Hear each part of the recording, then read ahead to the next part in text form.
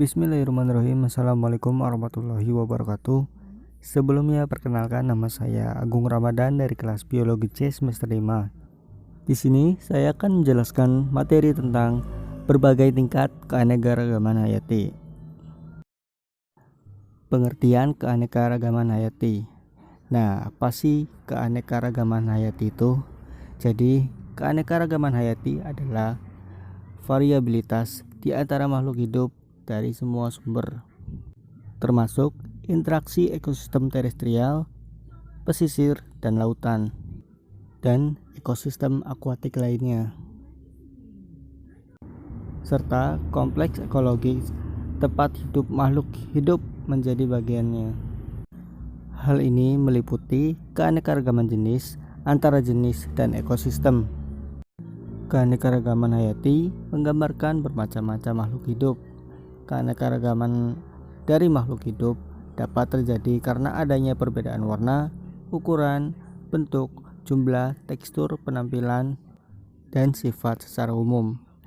Keanekaragaman hayati terbagi menjadi 3, yaitu keanekaragaman tingkat gen, keanekaragaman tingkat individu atau spesies, dan keanekaragaman tingkat ekosistem. Yang pertama, keanekaragaman tingkat gen. Keanekaragaman gen merupakan variasi genetik dalam satu spesies. Tingkat tersebut timbul karena setiap individu memiliki bentuk gen yang khas. Contoh keanekaragaman tingkat gen terdapat pada variasi jenis kelapa seperti kelapa gading, kelapa hijau, kelapa kopior, dan juga terdapat pada variasi jenis anjing, anjing bulldog, Doberman, Collie, Helder, anjing kampung, dan lain sebagainya. Dan masih banyak lagi keanekaragaman tingkat gen ini di muka bumi ini. Keanekaragaman hayati berikutnya yaitu keanekaragaman tingkat individu atau spesies. Keanekaragaman hayati tingkat spesies ini menunjukkan keanekaragaman atau variasi yang terdapat pada berbagai jenis atau spesies makhluk hidup dalam genus yang sama atau familia yang sama. Namun, pada berbagai spesies tersebut terdapat perbedaan-perbedaan sifat. Hal ini dapat dilihat pada contoh-contoh sebagai berikut ini.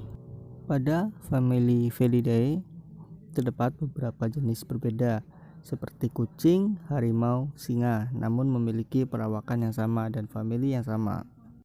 Contoh berikutnya, pada famili Palmae terdapat beberapa jenis yang berbeda seperti kelapa, aren, palem, siwilan, dan lontar. Pada famili Papilionaceae terdapat kacang tanah, kacang buncis, kacang panjang, dan kacang capri. Pada famili Gramineae terdapat rumput teki, padi, dan jagung. Pada genus Ipomoea terdapat ketela rambat dan kangkung. Pada genus Ficus terdapat pohon beringin dan pohon pleh. Dan masih banyak lagi jenis keanekaragaman tingkat individu atau spesies ini yang ada di dunia ini. Selanjutnya yaitu keanekaragaman tingkat ekosistem. Ekosistem ini berarti suatu kesatuan yang dibentuk oleh hubungan timbal balik antara makhluk hidup sebagai komponen biotik dan lingkungannya sebagai komponen abiotik. Secara garis besar terdapat 2 ekosistem utama, yaitu ekosistem darat dan ekosistem perairan. Ekosistem darat terbagi atas beberapa bioma, di antaranya bioma gurun, bioma padang rumput, bioma savana, bioma hutan gurun, bioma hutan hujan tropis, bioma taiga, dan bioma tundra. Bioma sendiri diartikan sebagai kesatuan antara iklim dominan dan vegetasi serta hewan yang hidup di dalam iklim dominasi tersebut. Bisa juga diartikan suatu daratan luas yang memiliki karakteristik komponen biotik dan komponen abiotik. Sedangkan ekosistem perairan dapat dibagi menjadi ekosistem air tawar, ekosistem laut, ekosistem pantai, ekosistem hutan bakau, dan ekosistem terumbu karang. Dengan adanya keanekaragaman hayati ini, terdapat beberapa manfaat yang sangat bermanfaat untuk kelangsungan hidup bagi manusia. Di antaranya yaitu sebagai sumber pangan bagi manusia. Selanjutnya sebagai bahan obat-obatan tradisional yang biasanya terdapat pada tumbuh-tumbuhan. Manfaat selanjutnya yaitu sebagai sumber ilmu pengetahuan, sebagai aspek budaya, dan dengan keanekaragaman hayati ini dapat menjaga kestabilan alam. Selanjutnya yaitu ancaman terhadap keanekaragaman hayati. Keanekaragaman hayati bisa terancam oleh kondisi alam maupun akibat kegiatan manusia. Nah, yang pertama, ancaman yang terjadi secara alami, yaitu yang pertama, kepunahan biologis yang dapat terjadi jika spesies tidak mampu beradaptasi dengan kondisi lingkungannya. Ancaman terhadap keanekaragaman hayati selanjutnya yaitu ketika terjadi bencana alam gunung berapi, juga mampu menjadi sebuah ancaman bagi kelangsungan hayati. Selanjutnya, ancaman yang terjadi akibat aktivitas manusia.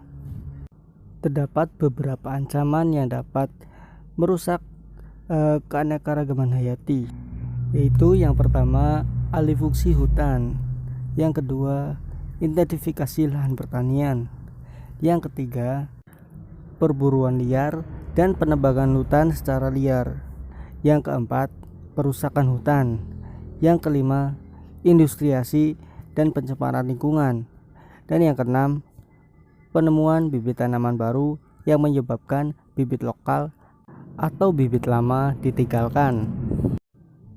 Usaha perlindungan keanekaragaman hayati. Konservasi sumber daya alam hayati merupakan inti dari usaha perlindungan alam.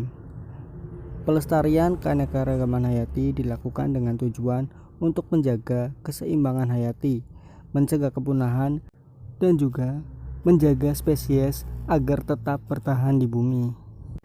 Ada beberapa cara yang dapat dilakukan manusia untuk melestarikan keanekaragaman hayati, yaitu dengan cara reboisasi, tebang pilih, pengendalian hama, dan pelestarian alam. Yang pertama, reboisasi. Reboisasi adalah pemulihan lahan yang rusak dengan cara menanam kembali tanaman atau pohon-pohon yang terdapat di wilayah tersebut.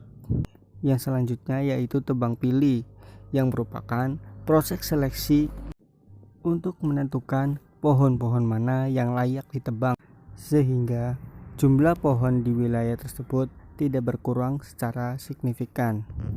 Selanjutnya, pengendalian hama. Pengendalian hama secara biologi dapat dilakukan dengan melepaskan atau mengembangbiakan predator alami ke habitat tersebut. Sementara itu, pelestarian alam adalah tindakan untuk menjaga spesies tertentu dari kepunahan. Pelestarian alam dapat dilakukan secara in situ maupun ex situ. Pelestarian alam in situ dilakukan di habitat asli spesies tersebut, sementara pelestarian alam ex situ dilakukan di luar habitat aslinya. Baik, cukup sekian penjelasan yang dapat saya sampaikan. Semoga dapat dimengerti dan dapat bermanfaat bagi yang telah melihat video ini. Saya undur diri, terima kasih. Wabillahi taufiq wal hidayah. Wassalamualaikum warahmatullahi wabarakatuh.